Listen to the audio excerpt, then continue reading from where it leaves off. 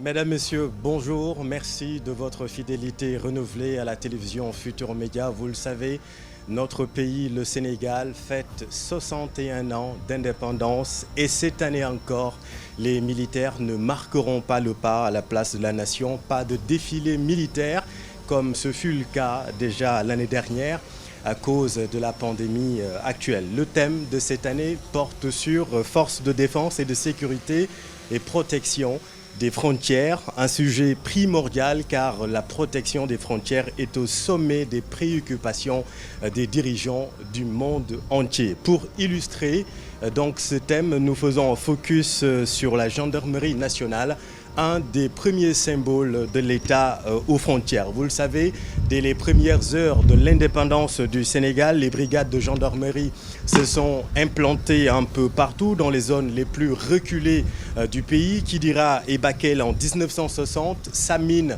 en 1962 ou encore Salémata en 1968, renforçant ainsi d'autres brigades déjà érigées avec la brigade, avec la gendarmerie coloniale. C'est donc pour vous dire que l'implantation des brigades de gendarmerie dans le territoire national marque l'effectivité de la présence de l'État et entre dans le cadre de la surveillance générale qui a pour but de renseigner, d'agir et faire agir. C'est pourquoi le gendarme est un soldat de la loi, mais aussi un militaire citoyen. Durant cette émission, nous allons revenir largement dans les détails sur le rôle de la gendarmerie dans la protection des frontières. Amis téléspectateurs, nous sommes ici à l'école de la gendarmerie nationale Léogène, là où on devient apte à l'exercice du commandement avec le colonel Abdoulaye Diagne, commandant de Léogène. Merci de nous recevoir, commandant. Alors, merci beaucoup, Chérif. Permettez-moi tout d'abord, au nom de Monsieur le général de corps d'armée Jean-Baptiste Tine, haut commandant de la gendarmerie nationale et directeur de la justice militaire, vous souhaiter la bienvenue à la caserne générale Mambouna Mafal qui abrite l'école des officiers de la gendarmerie nationale. Merci beaucoup. Avec nous également le lieutenant-colonel David Mané, commandant la Légion de gendarmerie Est. Bonjour commandant et merci d'avoir accepté notre invitation. Bonjour monsieur Diop. Avec nous également le lieutenant-colonel Issa Diak, chef du centre de renseignement et des opérations, le CROGEN. Merci d'avoir accepté notre invitation. Bonjour Chérif, merci. Avec nous également le commandant Mohamedou Diba, chef de la division défense et police militaire, mais aussi ancien commandant du Garci de Kidira. Merci d'avoir accepté notre invitation. Bonjour Chérif, merci. Alors, avant d'en venir au rôle de la gendarmerie dans la protection des frontières, forces de défense et de sécurité et protection des frontières, un continuum du thème de l'édition 2020 de la Journée des forces armées. Avant d'en venir donc au rôle de la gendarmerie, est-ce à dire, mon colonel, que la protection des frontières est l'enjeu de l'époque que nous vivons ? Voilà, merci beaucoup, M. Diop. Effectivement, comme vous l'avez indiqué, et au regard de l'actualité même internationale, nous constatons effectivement que la question de la protection des frontières constitue un enjeu de taille pour tous les États aujourd'hui. Et c'est donc important de reprendre ce thème aujourd'hui pour l'indépendance ? Effectivement, et je pense que c'est à juste titre d'ailleurs que les autorités ont jugé nécessaire en tout cas de reprendre le thème pour partager en tout cas les expériences, identifier en tout cas les différents modes d'action à mettre en œuvre pour en tout cas renforcer la protection du territoire national. Le défilé ne vous manque pas ? Assurément, oui, il nous manque. Oui. Mais je pense que si en tout cas les populations continuent à respecter les gestes barrières, si également elles continuent à se faire vacciner, et je pense que bientôt on finira avec la pandémie et bien évidemment nous retrouverons le défilé. Même question pour vous, lieutenant-colonel Issa Diak. C'est important d'insister sur la protection des frontières qui est encore le thème cette année. Effectivement, c'est une question et même une problématique donc, qui est très ancienne parce que la protection des frontières a été l'une des premières préoccupations de nos États indépendants. Comme vous pouvez le deviner, le traçage laissé par la colonisation ne prenait pas toujours en compte certaines spécificités socioculturelles, voire même géographiques. Ce qui a fait que très tôt, après l'indépendance de nos États, la question s'est posée avec acuité. Plus récemment, la volonté des États de faire de ces espaces des espaces de souveraineté s'est souvent heurtée à la dynamique d'intégration communautaire qui garantit la circulation des personnes et des biens.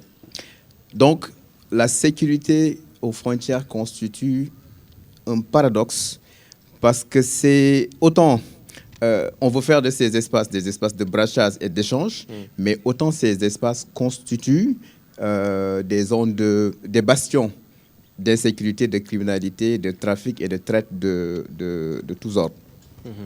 Même question pour vous, hein, le colonel David Mané. Que vous inspire ce thème relatif à la défense, forces de sécurité et protection des frontières?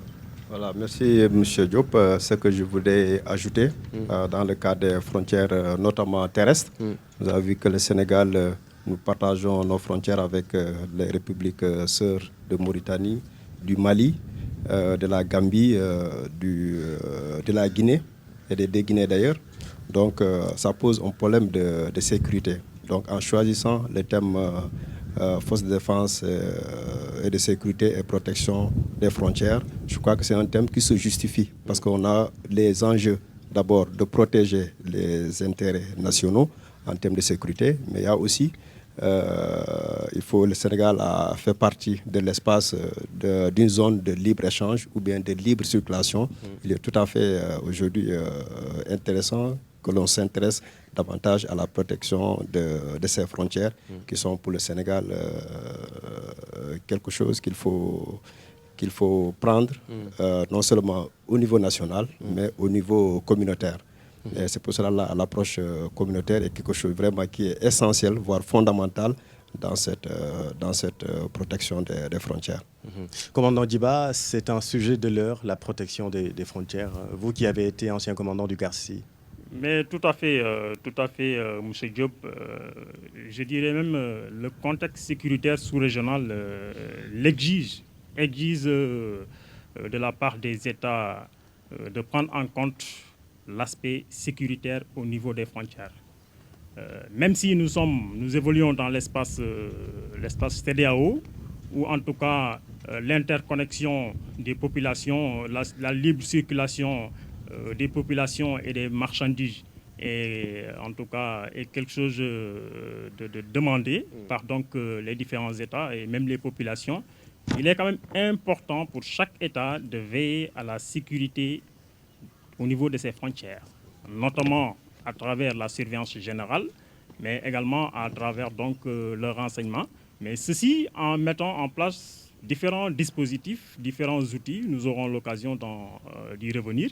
Mais ce thème, je dirais, est très important et tombe à point nommé. Colonel Abdoulaye Diagne, quand on parle de frontières, on parle quand même de frontières terrestres, aériennes, fluviales et maritimes. Est-ce que nos frontières sont impénétrables? Impénétrables, peut-être pas à 100%, mais il faut savoir au moins que des efforts importants, en tout cas, sont mis en œuvre par nos autorités pour garantir, en tout cas protéger le sanctuaire national. Vous allez voir que dans les pays les plus développés, la problématique de la protection des frontières constitue un thème d'actualité. Ça l'est davantage pour des pays comme nous autres qui n'avons pas tous les moyens nécessaires, en tout cas pour l'accomplissement de cette mission et rendre nos frontières complètement étanches. La preuve, on ne pourrait pas mettre un gendarme à chaque mètre carré du territoire national. Je pense que c'est une problématique que les autorités ont prise en compte. Et ça se justifie d'ailleurs par l'importance des moyens qui sont déployés, la réadaptation de notre posture sécuritaire, en tout cas au niveau des frontières, et effectivement la politique de ressources humaines qui est mise en œuvre pour procéder en tout cas à des recrutements de plus en plus importants pour satisfaire un peu à cette demande qui est encore là. Colonel Issa Diack, vous qui êtes au renseignement, est-ce que tout est fait pour empêcher des forces occultes de pénétrer le territoire?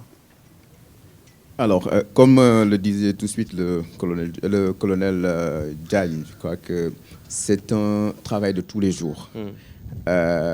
Les États, de façon générale, et en particulier l'État du Sénégal, s'est beaucoup investi dans la protection des frontières. C'est une problématique qui se pose chaque jour avec plus d'acuité du fait de l'émergence de nouvelles menaces. Donc, notamment, je le disais tout à l'heure, la traite des êtres humains, les différents trafics de drogue. Et aujourd'hui, la préoccupation qui hante tous les esprits, donc le terrorisme. Alors, à ce niveau, la gendarmerie a pris en compte ces problématiques-là depuis très longtemps. Vous l'aviez rappelé tout à l'heure dans votre propos introductif. Les premières brigades frontalières ont vu le jour vers les années 1854 avec la création de la brigade de Podor. Oui. Il s'en suivra les brigades de Vélingara, de Salimata, de Sami. La gendarmerie coloniale. Voilà, exactement. Après les indépendances, vers les années 60, on a vu la création des brigades de Bakel et de Kidira pour prendre en compte les menaces au niveau de la frontière Est. Et ces actions-là sont poursuivies par le haut commandement de la gendarmerie qui, depuis lors, n'a pas cessé donc, de faire preuve de créativité et d'inventivité pour prendre en compte les menaces nouvelles. Cela s'est matérialisé récemment avec la création des escadrons de surveillance et d'intervention, oui, qui est un concept purement sénégalais qui a été développé par la gendarmerie sénégalaise, qui sont des unités de gendarmerie mobile, donc d'une centaine de personnes qui peuvent aller jusqu'à 150. Les ESI. Les ESI qui ont été déployés dans les... on avait d'abord commencé par les légions frontalières. Oui. Maintenant, avec la politique de la départementalisation, l'objectif, c'est de doter chaque département du Sénégal d'un escadron de surveillance et d'intervention. Oui. Mais les efforts ne se sont pas arrêtés là, parce que, entre-temps, avec la coopération de l'Union européenne, nous avons mis en place ce qu'on appelle un groupe d'action rapide de surveillance et d'intervention. Le GARCI, peut-être que le commandant Djiba pourra en parler davantage. Mais sur le terrain, lieutenant-colonel David Mané, quel est le ressenti ? Est-ce que tout est fait, au-delà des investissements et des efforts des autorités, sur le terrain, quel est le ressenti actuellement ? Alors, avant d'aller directement à votre question, je vais peut-être vous expliquer un peu le dispositif qui est mis en place le long des frontières. Donc, nous avons, il a dit tout à l'heure, les brigades territoriales, c'est-à-dire classiques. Mais c'est que ce concept de brigade territoriale a un peu évolué aujourd'hui avec cette question de protection des frontières pour tendre maintenant vers des brigades territoriales renforcées. Donc, ces brigades ont beaucoup plus d'effectifs et beaucoup plus de moyens pour rayonner. Donc, après ces brigades, nous avons, ce qu'il a dit tout à l'heure, les escadrons de surveillance et d'intervention. Et récemment, en 2018, depuis 2018, nous avons le groupe d'action rapide de surveillance et d'intervention. Donc, il y a toute une planification qui se fait en amont pour essayer de voir quelles sont les zones grises qu'il faut surveiller. Et ça se voit sur le terrain en termes de résultats. Oui. Donc, si on prend la Légion de gendarmerie Est, c'est-à-dire qui couvre les régions administratives de Tambacounda et de Kédougou, on a senti presque une diminution de l'ordre de 90% des cas de braquage. Par exemple, des cas de vol à main armée. Depuis, donc, ça c'est voilà, depuis ça s'est beaucoup calmé parce qu'effectivement, nous avons ces unités qui sont déployées nuit et jour pour faire des patrouilles le long des frontières. Commandant Djiba, est-ce que vous pouvez en dire autant sur le terrain? Quel est le ressenti actuellement? Est-ce qu'au-delà des moyens, tout est fait aujourd'hui sur le terrain par les hommes est-ce que vous arrivez à contenir l'ennemi? Tout à fait, M. Diop. En fait, la gendarmerie nationale est dans une stratégie de renforcement du dispositif sécuritaire sur le plan national.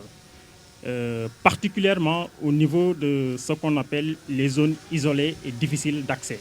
C'est-à-dire les zones qui se situent le long des frontières, mais également à l'intérieur du territoire national. Vous n'êtes pas sans savoir que l'action de la gendarmerie nationale s'exerce surtout au niveau donc, des zones rurales.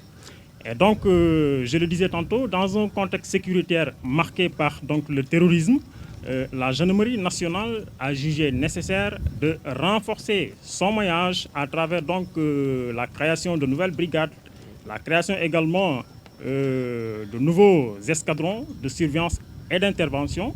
Également, parallèlement à ces escadrons, il y a l'unité qui vient d'être créée récemment, c'est-à-dire le groupe d'action rapide de surveillance et d'intervention, qui a pratiquement les mêmes missions que les escadrons de surveillance et d'intervention, mais qui a une particularité, c'est-à-dire c'est une unité qui évolue particulièrement au niveau des frontières ou des territoires difficiles d'accès, des zones isolées. Donc c'est essentiellement sa zone d'action. Ça c'est la mission, mais sur le terrain, ça se passe comment? Sur le terrain, je pense que voilà, le ressenti peut se voir à travers donc, les populations. Je pense qu'aujourd'hui, les populations ont quand même senti l'utilité de la présence de ces unités, pas uniquement du GARCI, mais de la présence des escadrons de surveillance et d'intervention, parce que dans certains secteurs, on a senti, dans certaines zones, on a senti une baisse du taux ou du niveau de criminalité.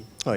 Et donc, je pense que ces unités qui sont au cœur des populations, au plus près des populations, mais dans tous les endroits, je dirais, au fin fond du Sénégal, aujourd'hui, il n'y a pas un endroit où vous ne verrez pas une unité de la gendarmerie évoluer. Ce qui fait qu'il y a ce sentiment de sécurité que l'on ressent vis-à-vis des populations et qui eux-mêmes témoignent de ce fait. Je pense qu'il y a également cette collaboration, cette communication, parce que la sécurité, elle est globale. C'est aussi bien la gendarmerie doit apporter une réponse sécuritaire, mais également les populations doivent prendre en compte elles-mêmes, contribuer à leur propre sécurité. Donc, je dirais globalement, aujourd'hui, on pourra dire que voilà, sur le plan sécuritaire, les populations peuvent s'estimer heureux, et donc à travers donc, un maillage beaucoup plus serré, beaucoup plus près au niveau donc, des différentes zones. Vous l'aurez compris, chers téléspectateurs, la gendarmerie est un élément emblématique de l'interopérabilité des défenses, des forces et de sécurité. Qu'est-ce que vous pouvez ajouter dans son rôle dans la protection des frontières, mon colonel? Voilà, merci beaucoup, M. Diop. Je pense qu'aujourd'hui, la gendarmerie développe le concept de proximité. Et cela se traduit également par la création de brigades de proximité. Parce qu'en fait, il ne s'agit pas... La gendarmerie est avant tout un service public. Et sa raison d'être, ce sont les populations. Donc, le commandement a estimé en tout cas que la gendarmerie doit être beaucoup plus proche des populations, s'enquérir de leurs préoccupations. Et cela se fait à travers tout le territoire national. Ce n'est pas seulement dans les grandes villes où la gendarmerie est présente. Elle est présente au fin fond du Sénégal. Elle, en tout cas, se rapproche davantage des populations, surtout celles qui sont le long des frontières. Et pour assurer en tout cas leur protection, s'enquérir de leurs préoccupations, parce qu'il y a également une dimension renseignement, en tout cas que la gendarmerie met en œuvre. De ce point de vue, je pense que c'est une posture en tout cas qui est en perpétuelle adaptation par rapport aux défis de l'heure. Et sur les zones frontalières, est-ce qu'aujourd'hui, les brigades frontalières disposent de moyens robustes permettant d'assurer un niveau optimal de sécurité? Je pense que de plus en plus, les brigades sont renforcées. Parce qu'à côté des brigades, je pense qu'il faut comprendre ça dans une approche globale. Parce qu'il n'y a pas que les brigades. Les brigades sont renforcées par ce que le commandant Djiba vient de dire, les escadrons de surveillance et d'intervention, il y a le GARCI, etc. Donc à côté de ces brigades, il faut intégrer l'ensemble en tout cas des forces de gendarmerie qui existent en tout cas sur la zone et qui concourent toutes à assurer la sécurité des populations. Et la BRT qui a été créée rentre dans ce cadre également? Et naturellement, la BRT également rentre dans ce cadre. Et qui peut nous parler justement de son rôle exact de la BRT, la brigade territoriale renforcée, David Mané? Voilà, donc les brigades territoriales renforcées, je l'avais dit tout à l'heure, c'est une évolution un peu des brigades classiques, les brigades territoriales autonomes. Donc quand on parle des frontières, parce que connaissant un peu l'enjeu et les défis sécuritaires, donc on n'a pas mis les mêmes capacités et les mêmes effectifs au niveau de ces brigades qui sont frontalières et qui sont un peu isolées. Donc quand on parle de brigades territoriales renforcées, c'est aussi bien en ressources humaines, en logistique, c'est-à-dire véhicules, motos, parce que quand on sait que en période hivernale, il y a des zones qui sont très difficiles d'accès et il faut des motos. Donc il y a les motos pour permettre un peu d'accéder dans tous ces endroits un peu isolés, mais aussi les moyens de transmission, parce qu'il y a des zones qui ne sont pas couvertes par la téléphonie. Donc c'est autant de moyens humains et matériels qui sont mis à la disposition de ces unités pour pouvoir faire la surveillance générale de ces zones frontalières. Et l'objectif, c'est clairement de représenter l'État dans les coins les plus reculés, lieutenant-colonel Issa Diack. Vous savez, Chérif, ce n'est pas pour rien qu'en 1860, Napoléon qualifiait la gendarmerie comme étant cette organisation à part. Vous savez, la gendarmerie, c'est une force de police qui a un statut militaire. Donc, cette dualité de notre statut nous permet aujourd'hui de réaliser le continuum entre la sécurité et la défense. La gendarmerie, c'est la connaissance des lieux, mais également c'est la connaissance des personnes. Cette capacité-là que nous avons à pénétrer donc, les terroirs, à nous confondre, à nous diluer dans la population, nous donne un avantage comparatif. C'est ce qui permet, tout à l'heure, vous l'avez dit, de réaliser donc, cette interopérabilité entre les forces de défense et de sécurité. Et de prendre en compte une menace quand elle prend une dimension plus importante que les menaces classiques que nous vivons au quotidien. Mais le commandement de la gendarmerie ne s'est pas seulement arrêté à ça. Donc récemment, on a assisté à la création de la Légion de gendarmerie fluviale et maritime, pour prendre en compte les menaces qui peuvent venir donc, des zones, donc des territoires aquatiques, venir des fleuves, de la mer jusqu'à une certaine hauteur. Mais également, on a vu récemment la création de la Légion de gendarmerie de l'air et des transports aériens qui prend en compte la menace de la troisième dimension, mais développe également des capacités de renseignement et d'appui au commandement. Mais aujourd'hui, quelle est la menace ou d'où peut venir la menace, commandant Djiba? En fait, la menace d'aujourd'hui, elle est protéiforme. Je dirais même les menaces sont protéiformes. Vous avez donc ce qu'on appelle le terrorisme. Vous avez donc la traite des personnes. Vous avez la criminalité transfrontalière sous toutes ses formes. Elle peut venir de l'intérieur comme de l'extérieur. Mais, comme je vous l'ai dit tantôt, actuellement, le danger viendrait peut-être plus de l'extérieur que de l'intérieur. Sur le plan national, il y a différents dispositifs qui ont été mis en place. Il y a différentes unités. Je pense que voilà, les dernières évolutions ont permis, en tout cas aux plus hautes instances au niveau de la gendarmerie, d'évaluer la menace et de la situer. Mais concrètement, quelle est la menace auquel la gendarmerie fait face régulièrement? Régulièrement. Oui. Régulièrement, c'est quoi? C'est la criminalité au niveau donc des zones urbaines, au niveau donc des zones périurbaines, mais également, c'est quoi? C'est dans les zones frontalières, par exemple. Les zones frontalières, c'est les différents trafics, les trafics illicites, par exemple le trafic de drogue, le trafic de personnes. Il y a la menace terroriste. Au Sénégal, il n'y a pas encore de groupe terroriste basé au Sénégal, implanté au Sénégal, avec qui mène des actions. Mais nous évoluons dans un espace sous-régional. Et donc, la menace, elle est à côté. Elle est à côté de chez nous, mais il y a des forces occultes identifiées, selon le ministre de l'Intérieur. Bon, selon le ministre de l'Intérieur, peut-être que, voilà, à son niveau... il a des informations que moi, commandant, je ne détiens pas. Je pense qu'il est très bien placé pour tenir ses propos. Oui. Mais je dirais qu'au niveau des frontières, quand même, nous prenons, en tout cas la gendarmerie prend en compte vraiment de façon très sérieuse les différentes menaces, notamment la menace terroriste et les autres formes de menaces classiques que je viens d'évoquer, le trafic de drogue, voilà, Parce que vous n'êtes sans savoir qu'au niveau des frontières, il y a cette mobilité. La frontière, ce n'est pas un mur qui a été clôturé. Et donc, par moment, les gens peuvent ne pas passer par ce qu'on appelle les points de passage officiels. Oui. Les points de passage officiels, c'est les points où les gens sont censés transiter, où se situent donc les différents services, la police, la gendarmerie, la douane, et où transitent également les marchandises. Mais entre deux points de passage officiels, vous avez donc plusieurs points de passage non officiels, où les gens peuvent passer sans pour autant être vus. Et donc l'action de la gendarmerie est beaucoup plus focalisée au niveau de ces points de passage non officiels à travers donc de nouveaux dispositifs qui ont été mis en place par la gendarmerie, mais en ressources humaines, mais également en moyens technologiques. Je parlais de forces occultes identifiées selon le ministre de l'Intérieur, qui est quand même la parole officielle, mon colonel Diagne.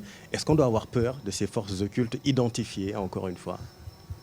Vous qui êtes chargé de protéger ces zones frontalières. Je pense que pour la gendarmerie, en tout cas jusqu'à présent, nous travaillons un peu dans la recherche d'abord du renseignement, et lesquels sont exploités. Et nous travaillons également au quotidien dans la protection des populations et de leurs biens. Et à chaque fois que véritablement une menace est identifiée, elle est prise en compte et les actions nécessaires sont en tout cas mises en œuvre de ce point de vue. Lieutenant-colonel Issa Diack plutôt. Je crois que je m'inscrirai en droite ligne sur ce que disait le colonel Diagne tout de suite.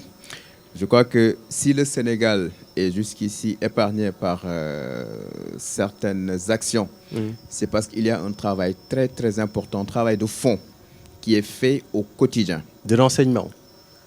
En tout cas, un travail de fond qui peut être du renseignement, mais pas seulement, qui est effectué, qui est organisé, qui fait quand même que cette problématique-là est prise très au sérieux. Donc les forces de défense, que ce soit la police, la gendarmerie ou les armées, donc travaillent d'arrache-pied pour assurer, garantir la sécurité des personnes et des biens. Et si aujourd'hui nous en sommes à ce résultat, c'est parce que c'est une problématique qui est prise très au sérieux. D'abord, c'est quoi une force occulte pour le grand public, pour que les gens comprennent? Parce que c'est un thème, un sujet qui a été lancé comme ça, pour que l'on comprenne. C'est quoi une force occulte? Et sur le terrain, est-ce que vous les rencontrez?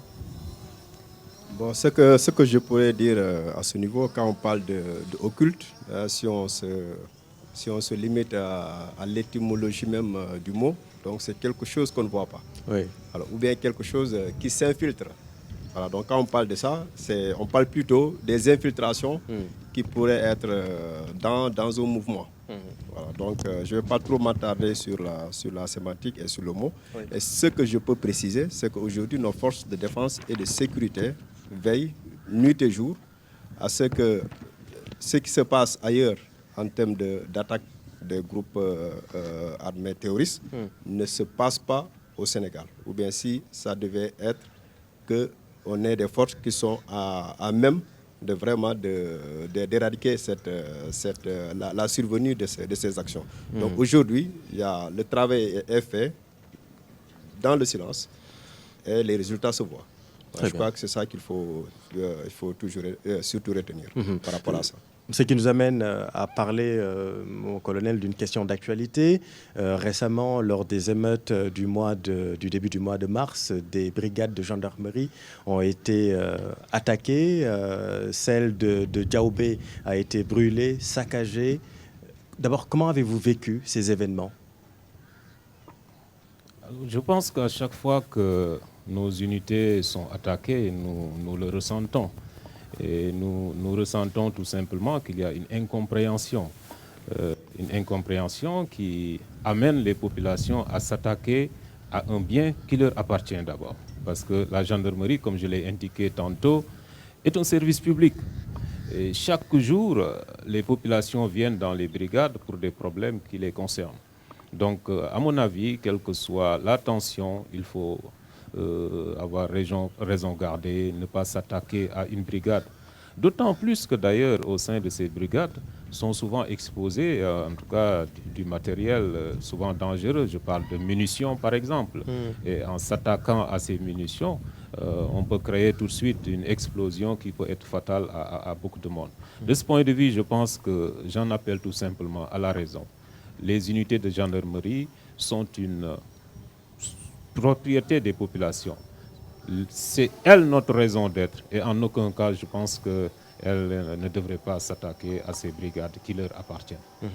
Jusqu'à présent, vous n'arrivez pas à vous comprendre. Il y a eu un communiqué officiel qui est sorti pour alerter et surtout alerter sur le danger que représentent ces attaques de la population.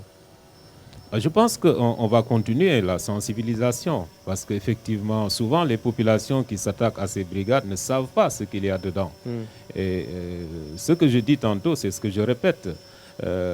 Les brigades appartiennent aux populations. Elles sont sans elles, en tout cas, elles ne seraient pas instituées. Donc je pense qu'elles n'ont pas intérêt à s'attaquer à ces brigades où en tout cas sont recensées des archives même qui appartiennent à ces populations. Quand ces archives sont brûlées, ça ne profite à personne. De ce point de vue, en tout cas, nous en appelons, en tout cas la gendarmerie en appelle à la sérénité, en tout cas à une collaboration toujours parfaite entre les populations et les unités de la gendarmerie nationale. Autre question d'actualité qu'on ne peut pas aussi ne pas évoquer, c'est l'exemplarité au sein des rangs dans la gendarmerie nationale, toujours concernant ces événements. Il y a un de vos frères d'armes qui s'est illustré. Il y a eu un communiqué également officiel pour dire qu'il a manqué à ses devoirs militaires. Je rappelle que nous sommes ici à l'école de la gendarmerie, ici à Léogène. Qu'est-ce que vous faites ou qu'est-ce que vous inculquez comme exemplarité à vos élèves? Voilà, merci beaucoup, M. Diop. Vous abordez là une question qui nous intéresse particulièrement parce que, comme vous l'avez dit, nous sommes dans une école d'officiers. Et quand on parle de l'officier, on parle de l'exemple qu'il doit constituer. Et dans le curriculum de formation ici, le leadership, l'éthique et la déontologie occupent une place importante. Et nous ne cessons de le ressasser ce que doit être l'éthique de l'officier. Et l'éthique de l'officier va à l'encontre de tout comportement, en tout cas de nature, à ternir l'image de l'institution qu'il représente. Et à chaque fois que l'officier doit agir, il doit se poser la question de savoir est-ce que l'action que je vais poser est en conformité avec l'éthique que je dois incarner. L'image a été ternie. Que je dois offrir à mes subordonnés. Est-ce que l'image a été ternie? Je pense ternie? que c'est un cas isolé, et c'est un cas isolé qui ne reflète pas en tout cas l'éthique, en tout cas de l'officier de gendarmerie, parce qu'il prête serment 2 fois. À la sortie de l'école, il prête serment, et ensuite il prête un serment en tant qu'officier de police judiciaire, ce qui lui donne encore d'autres devoirs et d'autres droits. De ce point de vue, je ne pense pas qu'on puisse dire que l'image a été écornée, mais je pense effectivement que nous devons renforcer en tout cas cette formation de l'éthique de l'officier sur laquelle nous insistons beaucoup ici à l'école des officiers de la gendarmerie nationale. Cette affaire ne peut pas entacher l'image de la gendarmerie nationale, vous le croyez vraiment? Bon, je crois que c'est une affaire regrettable, comme le colonel l'a dit tout à l'heure, mais je crois que la réputation de la gendarmerie transcende donc ce phénomène. C'est une réputation qui a été bâtie depuis très longtemps et je crois que l'exemplarité du gendarme n'est plus à démontrer. C'est juste que un officier, c'est un engagement. Un officier, c'est l'obligation de réserve. Quand on s'engage en tant qu'officier, on sait, on comprend le choix qu'on a fait. Et ce choix comporte des règles et des limites qu'il ne faut en aucun cas franchir. Donc je crois que le débat se situe à ce niveau. Et aujourd'hui, depuis toujours, la gendarmerie prend toutes les dispositions pour que ces personnels soient bien formés, qu'ils travaillent dans de bonnes conditions et qu'ils puissent donc s'épanouir. Alors, c'est un cas isolé qui a été pris en compte par le commandement et je crois que les dispositions qui doivent être prises ont été prises pour une bonne gestion de cette affaire. On va essayer d'avancer et parler du terrain avec le commandant Mohamed Djiba, chef de la division défense et police militaire, ancien commandant, je le rappelle, du GARCI de Kidira. Aujourd'hui, quels sont les défis aujourd'hui au sein de la gendarmerie, les défis sécuritaires au niveau des zones frontalières? Les défis sont multiples, mais je pourrais vous dire quand même, voilà, le principal défi, c'est quoi? C'est donc la satisfaction de la demande sécuritaire qui est de plus en plus importante et qui émane des populations. Aujourd'hui, les populations, elles sont demandeurs. Et d'ailleurs, même le fait que, je fais juste un parallélisme, le fait que donc, lors des dernières manifestations, que les brigades aient été attaquées, c'est peut-être un petit paradoxe parce que ce sont tous les jours, la gendarmerie reçoit mais des demandes multiples pour donc la mise en place d'unités, qu'il s'agisse de brigades territoriales ou d'unités mobiles dans des localités bien déterminées. Et donc, le défi majeur, c'est donc la satisfaction de la demande sécuritaire des populations à travers donc le territoire national et particulièrement au niveau des frontières donc également donc des territoires isolés. Et donc la gendarmerie travaille dans ce cadre pour donc pouvoir donc apporter une réponse satisfaisante et prendre en compte les différentes voilà, tout le spectre des menaces qui se présentent et actuellement dans un contexte un peu tendu au niveau sous-régional. Et donc c'est dans ce cadre qu'au niveau des frontières, de nouvelles unités ont été mises en place, notamment le groupe d'action rapide, de surveillance et d'intervention, qui est une unité très robuste, caractérisée par voilà, son autonomie, sa capacité en termes de moyens humains, de moyens matériels, mais à travers donc les missions qui lui sont fixées également, que nous pourrons donc, je pourrais y revenir voilà, ultérieurement. Bien sûr. Lieutenant-colonel David Mané, les défis restent toujours l'immigration irrégulière, le terrorisme, mais aussi les trafics sur le terrain. Les trafics, mais pas que, il en a largement parlé. Je vais parler d'un phénomène aussi qui est aujourd'hui un grand défi, ce sont les agressions contre l'environnement. Ouais. Et la gendarmerie nationale... et les vols de bétail aussi. Oui, le vol de bétail, mais je veux insister un peu sur les agressions contre l'environnement. Si l'on sait que la partie méridionale du Sénégal regorge de ressources minières, donc il y a une exploitation industrielle et surtout artisanale de l'or qui se fait dans ces zones. Et on constate aujourd'hui qu'il y a beaucoup de sites d'orpaillage clandestins qui se font qui sont établis le long des frontières. Et là, la gendarmerie mène beaucoup d'opérations pour démanteler ces sites d'orpaillage clandestins, mais aussi veille aussi à la Falémé. Vous savez aussi, la Falémé aussi est utilisée pour le lavage de l'or. Donc ça aussi, c'est un véritable problème de santé publique. Et la gendarmerie, comme elle a des missions transversales, intervient aussi à ce niveau pour empêcher que cette Falémé soit utilisée pour le lavage d'or, au détriment des populations qui sont censées utiliser ce cours d'eau pour les besoins de l'agriculture. Donc c'est aussi un défi sécuritaire important qui nous interpelle. Et nous avons nos unités, aussi bien les escadrons de surveillance que les brigades territoriales sont sur place pour vraiment lutter contre ce fléau qui dégrade l'environnement.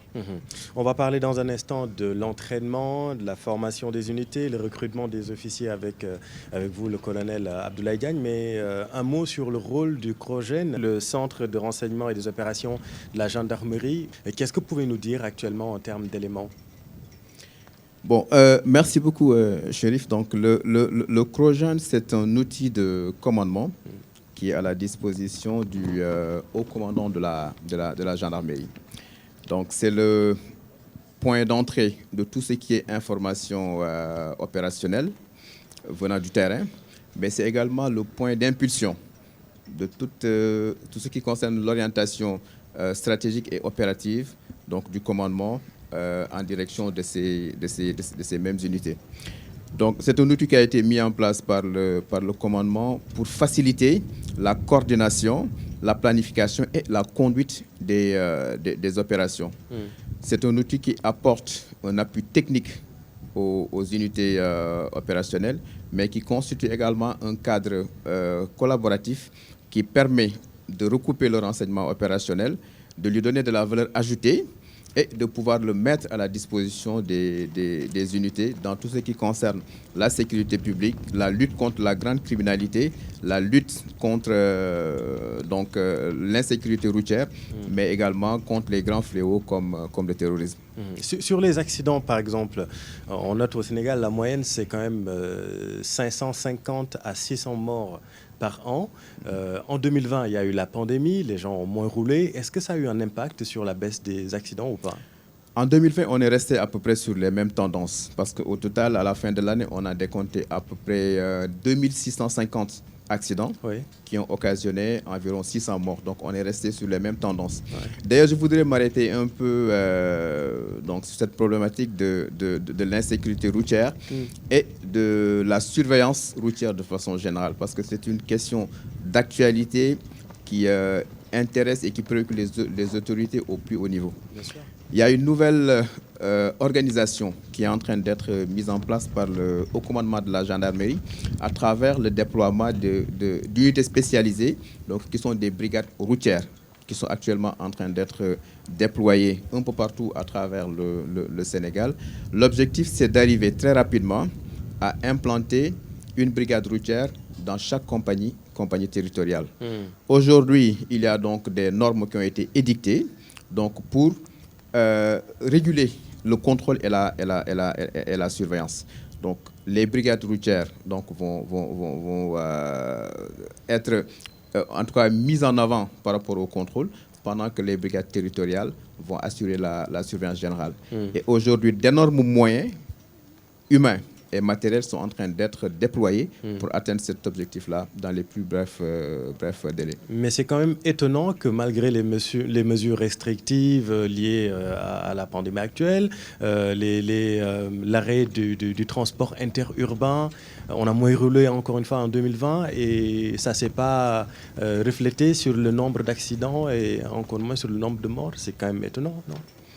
Bon, il ne faut pas oublier que ces restrictions-là se sont déroulées sur des périodes de temps donc assez relativement courtes. Bon, après, donc les habitudes sont restées les mêmes, parce que pour l'essentiel, les accidents sont dus au défaut de maîtrise, donc à l'indiscipline, parce qu'aujourd'hui, l'État a consenti d'énormes efforts pour l'amélioration de l'infrastructure routière. Mais pour l'essentiel, on se rend compte qu'il y a encore des comportements déplorables, donc liés à la conduite, mais également à l'état des véhicules qui sont mis en circulation. Le niveau d'intégration de la diversité genre dans la gendarmerie. Bon, je ne vois pas de femmes en première ligne, il n'y en a pas beaucoup en tout cas, mais je vais quand même interroger le colonel là-dessus. Mais d'abord, parlez-nous de l'entraînement et la formation des unités, le recrutement des officiers. Voilà, merci beaucoup, Chérif. Comme vous l'avez constaté, depuis le début de l'émission, on parle de création de nouvelles unités. Et qui dit création de nouvelles unités, dit également armement de ces unités. Et j'entends ici par armement l'affectation de ces personnels. Cela veut dire également qu'à côté de la création de ces nouvelles unités, le commandement insiste un peu sur le recrutement. Et les deux volets du recrutement dans la gendarmerie concernent le recrutement des officiers et le recrutement des élèves gendarmes. Alors, pour le recrutement des officiers, ça se fait ici à l'école des officiers de la gendarmerie nationale. Pour cette année, il y a 30 postes budgétaires qui sont ouverts et j'en profite d'ailleurs pour lancer un appel à nos concitoyens pour vraiment qu'ils remplissent les conditions d'aller s'inscrire sur le site de la gendarmerie parce qu'en raison de la pandémie, les inscriptions se font en ligne sur le site www.gendarmerie.sn. Il n'y a pas de recrutement direct? Oui, j'en reviens. Donc, il y a donc un quota pour le recrutement direct. Il y a également un quota pour le recrutement professionnel, c'est-à-dire d'anciens gendarmes qui remplissent les conditions pour passer, pour être officiers également, qui sont concernés. Et la même posture également est adoptée pour ce qui concerne les élèves gendarmes. Et à ce niveau également, 990 postes budgétaires sont ouverts. Et là aussi, en tout cas, l'inscription se fait en ligne. Et j'invite également nos frères et sœurs qui remplissent les conditions d'aller visiter le site de la gendarmerie et de s'inscrire pour servir leur pays à travers ce grand corps d'élite qu'est la gendarmerie nationale. Et ici, au niveau de l'école, ça se passe comment ici? Alors, c'est une formation quand même, d'abord parce que la gendarmerie, c'est un corps militaire. Donc, les activités militaires, notamment l'entraînement physique, le combat, y occupent une place importante. Et donc, c'est un peu ça, dès qu'ils arrivent, en tout cas, le premier objectif, un peu, c'est un peu de créer cette rupture pour les directs entre la vie civile et la vie militaire. Bien sûr. Voilà. Et c'est important le recrutement. Je me retourne vers vous, lieutenant-colonel David Mané. Est-ce que vous avez assez d'hommes sur le terrain? Ça, nous n'avons pas tout ce qu'il faut, mais nous avons suffisamment ce qu'il nous faut pour exécuter les missions sur le terrain. Vous savez, les unités, les plus petites unités comme les brigades territoriales, ils ont un effectif au moins minimum pour faire le service. Mais c'est ça qui a conduit à un peu à les renforcer pour aller vers les brigades territoriales renforcées. Mais pour ce qui concerne la surveillance générale, nous avons vraiment de quoi vraiment accomplir nos missions. Mais les ressources humaines, elles sont évolutives. On l'a dit tout à l'heure. Parce que nous avons les demandes, les besoins en sécurité, il est toujours là. Donc, et ça évolue. Donc, on n'est pas sur un schéma figé. Donc, notre dispositif, il est toujours évolutif. Donc, c'est dans ce cadre qu'il y a encore des créations d'unités qui sont faites. Et en fonction, il y a les besoins qui sont exprimés au niveau de l'état-major. Et la plupart du temps, ces besoins sont satisfaits pour nous permettre, sur le terrain, d'exécuter les missions. Il faut recruter, encore recruter pour assurer la sécurité, surtout dans ces zones frontalières. Commandant Djiba, est-ce que vous, avec vos hommes, c'est suffisant, comme il l'a dit, le lieutenant-colonel David Mané, ou pas? Effectivement, le lieutenant-colonel Mané a pratiquement tout dit. Vous savez, la gendarmerie est dans une démarche anticipative, mais également s'adapte aux besoins du moment et du futur.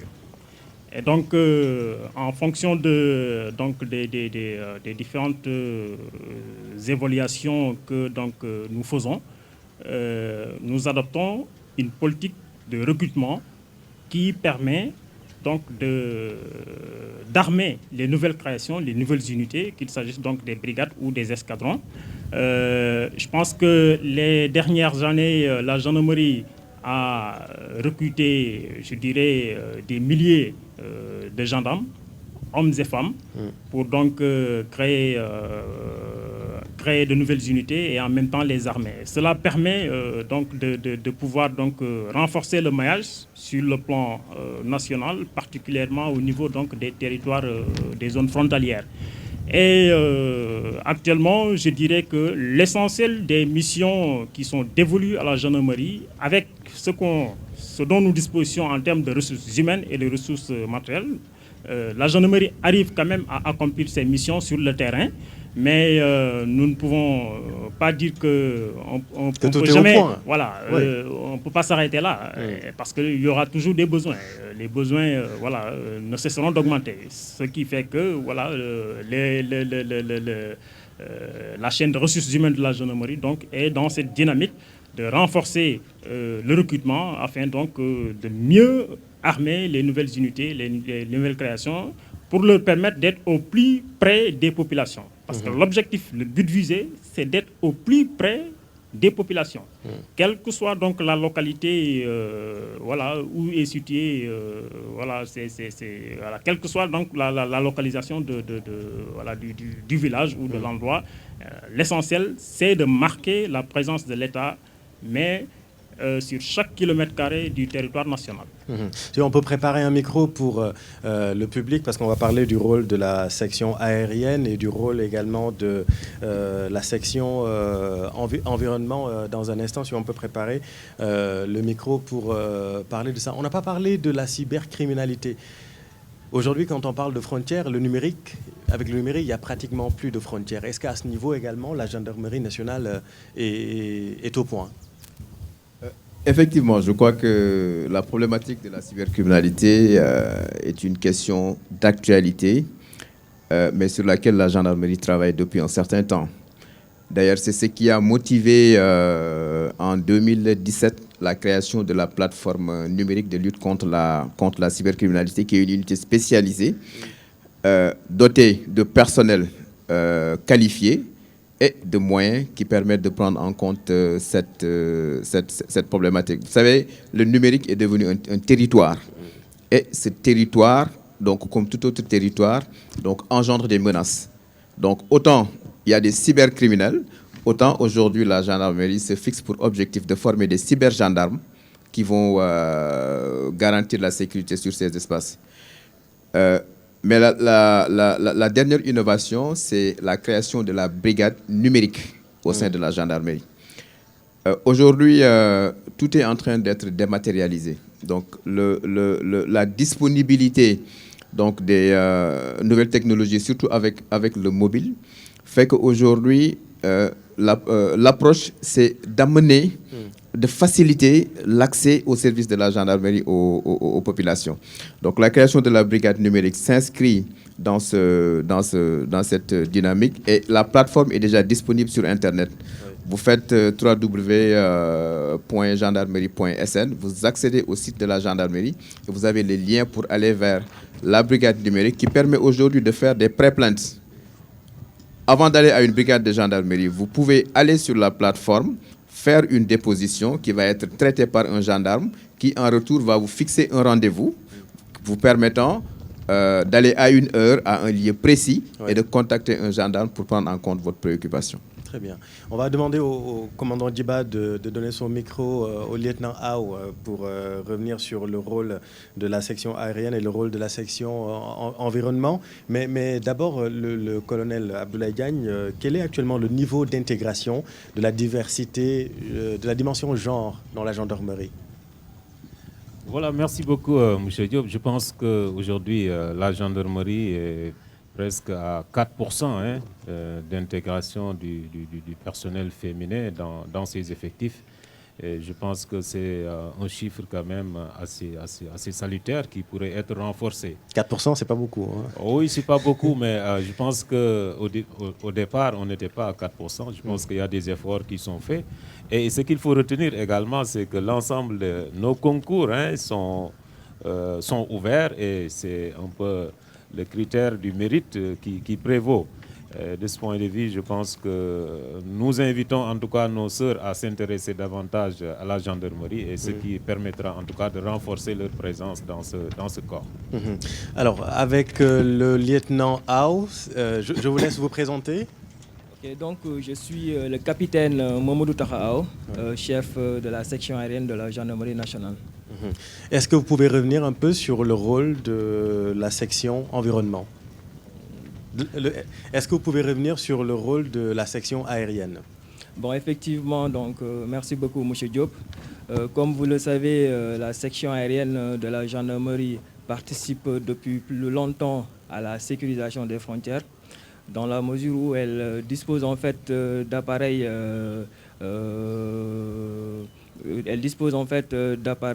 vraiment qui sont adaptés aux missions dévolues à la protection de cette frontière.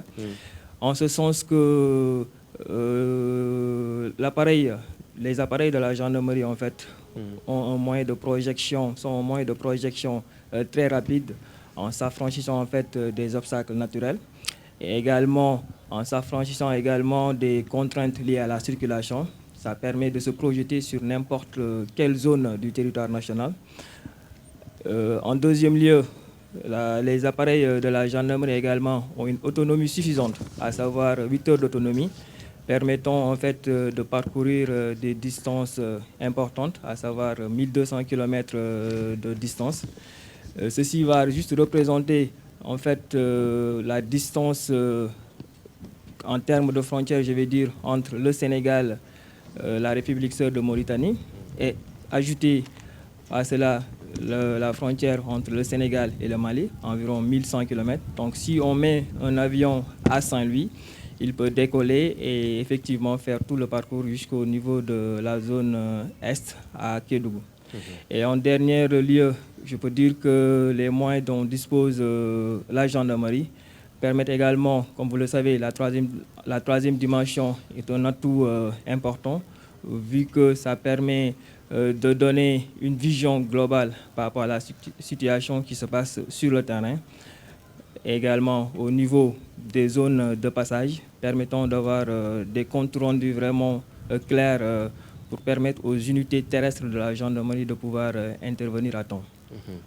Merci beaucoup, capitaine. Vous allez passer le micro au capitaine Jay de la section environnement. Même question, quel est le rôle de la section environnement dans la protection des frontières? Merci, M. Diop. La section environnement est une unité spéciale qui a été créée dans le prolongement de l'action territoriale évoquée tout à l'heure sur le plateau, de l'action territoriale des unités. C'est une unité spéciale créée depuis 2003 qui a pour mission essentielle de lutter contre toute forme d'agression de l'environnement, notamment tout ce qui a trait à la pollution, que ce soit une pollution terrestre, atmosphérique ou maritime, mais aussi de lutter contre toute forme d'exploitation clandestine de carrières, que ce soit des carrières de sable ou des carrières de basalte. Il y a aussi la protection aussi des installations classées. Comme vous le savez, je parlais tantôt de pollution atmosphérique, mais les établissements sont classés en catégories et comportent des dangers. Donc il y a des études de danger qui sont faites avant même la mise en service de ces établissements. Maintenant, je vais revenir un peu largement sur les missions pour vous dire que nous sommes articulés en 2 brigades. Il y a une brigade terrestre, mais aussi une brigade maritime, pour répondre mieux à la thématique de ce jour concernant la surveillance des frontières. Le colonel Diack l'a évoqué tout à l'heure avec la Légion de gendarmerie fluvio-maritime qui est une nouvelle création. Et cette posture proactive a été quand même éditée lors du jour numéro 1 de Michel le général de corps d'armée Jean-Baptiste. Lors de son ordre du jour numéro 1, il avait parlé de la montée en puissance de la gendarmerie pour tout ce qui a trait aux missions maritimes. Tout à l'heure, le colonel Mané a évoqué les agressions environnementales sur la Falémé, qui est un affluent de la rive gauche du fleuve Sénégal. Et ce fleuve Sénégal est né au niveau du Fouta Jalon. Oui. C'est des affluents qui partent du sud du Sénégal pour regagner la frontière maritime. Ces pénétrantes-là peuvent faire l'objet d'entrées de trafic de toutes sortes, comme il l'a dit tout à l'heure le colonel Djiba. Comme il l'a dit tout à l'heure, les entrées, c'est la police, mais les intervalles, c'est la gendarmerie. Et ces points d'eau, ces lignes d'eau doivent être surveillées. Par rapport aux frontières maritimes, nous avons aussi la frontière maritime qui est longue de 1700 km, 1750, qui est une frontière qui doit être surveillée par nos vedettes. Nous avons des actions de surveillance sécuritaire maritime. Nous avons aussi le renseignement d'intérêt maritime aussi, qui s'exécute au niveau de l'unité de la section environnement. Merci beaucoup, capitaine Dieye de la section environnement. Lieutenant-colonel Abdoulaye Diagne, on a l'impression que la gendarmerie sénégalaise n'a pas de problème. Tout est au point, on a l'impression. Ou bien c'est parce que c'est un jour où il ne faut pas parler des sujets qui fâchent?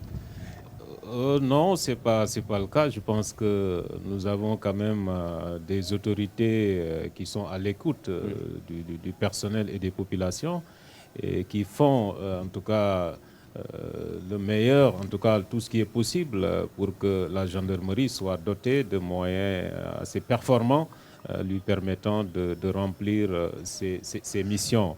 Ces missions, effectivement, qui évoluent en fonction de la nature de la criminalité à laquelle, effectivement, on est obligé de s'adapter. Voilà, je pense que globalement, quand même, il y a des efforts qui sont faits louables. La gendarmerie, en tout cas, exécute correctement ses missions. Et je pense que la grande satisfaction des autorités d'emploi et des populations. Alors, l'impact du GARCI dans la sécurisation des frontières, qu'est-ce que vous pouvez nous en dire, commandant Djiba? Je disais tantôt que la particularité du GARCI, c'est sa robustesse, son autonomie et sa pluridisciplinarité. Ça veut dire quoi? Ce qui est recherché, l'effet recherché, c'est que chaque citoyen sénégalais puisse sentir la présence de l'État et surtout puisse se sentir en sécurité. Et donc, la spécificité du GARCI, c'est d'évoluer au niveau de ces zones frontalières qui sont souvent, en fait, où la densité de population n'est pas forte et donc qui est des fois, en fait, je dirais pas délaissée, mais où, en tout cas, voilà... il y a un défi infrastructurel. Il y a un déficit en termes d'infrastructure. Tout à fait. Et donc, les unités GARCI, parce que peut-être on parlera un peu des perspectives, mais l'unité GARCI, sa spécificité, c'est de compléter l'action de l'État au niveau donc de ces zones où il y a un déficit en termes de sécurité, en termes peut-être d'infrastructure, pour apporter une réponse sécuritaire au profit des populations. Le GARCI a plusieurs missions. Sa mission principale, c'est quoi? C'est la lutte contre le terrorisme, mais c'est également la protection de l'environnement. Le colonel Mané a tantôt évoqué donc de la pollution, de l'exploitation traditionnelle au niveau donc de cette partie est, notamment donc l'orpaillage traditionnel. Et donc, elle a également une vocation de protection de l'environnement. Elle a également une vocation d'apporter son aide au profit des populations en termes de médical, parce que nous disposons quand même d'agents médicaux, d'infirmiers, et donc ces unités se déploient au plus près, au plus loin, pour donc y effectuer des séjours, ce qu'on appelle dans le jargon militaire des nomadisations. Donc, c'est des unités qui n'évoluent pas dans les villes, en fait. C'est des unités qui évoluent, mais vraiment au cœur du territoire national, mais sur les franges frontalières, pour recueillir un peu les besoins des populations et les transmettre au commandement ou à la hiérarchie, et donc essayer avec ces moyens, de satisfaire les besoins de ces populations dans la mesure du possible. Lieutenant-colonel David Mané, quand on regarde ce qui se passe, je pense quand on parle de sécurité dans les frontières, on pense naturellement à ce qui se passe dans le Sahel. Aujourd'hui, sur le terrain, comment renforcer la sécurité dans les zones? Là, on est dans les perspectives. Qu'est-ce qu'il faut faire? Qu'est-ce qu'il faut augmenter, selon vous, en tout cas sur le terrain, pour rendre optimum les opérations? Voilà. Alors, ce qu'il faut surtout souligner, c'est que dans ce combat, la gendarmerie n'est pas seule. Et pour assurer vraiment la protection des frontières, il faut vraiment une synergie d'action. Donc, nous avons la gendarmerie, mais nous avons aussi les autres forces de défense et de sécurité nationales. Nous travaillons en étroite coordination et collaboration avec les armées, avec la police de l'air et des frontières. Ensuite, nous avons les eaux et forêts, les douanes sénégalaises. Mais au-delà de ça aussi, nous avons aussi des accords et des partenariats avec les pays limitrophes. Donc, tels que le Mali pour les accords de défense, la Gambie et la Guinée-Bissau. Mais au-delà de ça aussi, nous avons également la rencontre annuelle tripartite entre la Mauritanie, le Mali et le Sénégal. Donc, c'est dire que nous avons un cadre d'échange pour discuter des problématiques liées à la protection des frontières. Et nous faisons des actions communes à travers des patrouilles. Et dans un mois d'ailleurs, nous allons tenir la réunion annuelle tripartite à Tambacounda et qui va voir la participation des forces de défense et de sécurité de la Mauritanie et du Mali. Donc la gestion mixte des frontières. Voilà, des frontières. Voilà. Donc ce n'est pas une question que la gendarmerie elle seule prend en compte. Donc c'est toute une synergie d'action des différentes forces de défense et de sécurité et ce qui nous permet d'être d'ailleurs beaucoup plus efficaces. Alors c'est intéressant parce que vous parlez de gestion mixte des frontières. Je rappelle que le Sénégal n'est pas dans le G5 Sahel. Mais comment vous gérez cette situation avec, au niveau des frontières, la coopération internationale? Voilà, parce que j'ai dit tout à l'heure, le Sénégal il est dans deux partenariats différents. D'abord, nous sommes dans la CEDEAO avec les pays tels que la Gambie, la Guinée, etc. Mais il y a aussi un autre pays qui ne fait pas partie de la CEDEAO. Avec ces pays, on se retrouve dans la commission tripartite et nous effectuons des patrouilles mixtes ou bien conjointes.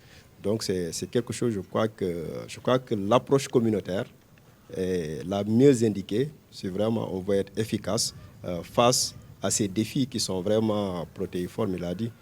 Nous avons une forte pression migratoire qui est née de la libre circulation des personnes et des biens dans l'espace CEDEAO. Et ça, c'est vraiment un défi sécuritaire. C'est un problème. C'est un véritable problème parce que nous avons dans les zones aurifères près de 30 000 étrangers qui sont des ressortissants des pays de la CEDEAO. Et en termes de sécurité, ça pose problème. Donc nous commençons à voir le développement de la criminalité. Nous avons la prostitution, et sans compter ce que j'ai dit tout à l'heure, les agressions vraiment contre l'environnement.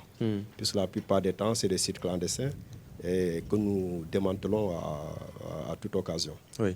Le Sénégal qui ne fait pas partie du G5 Sahel, ce n'est pas un problème pour la gestion de la sécurité frontalière?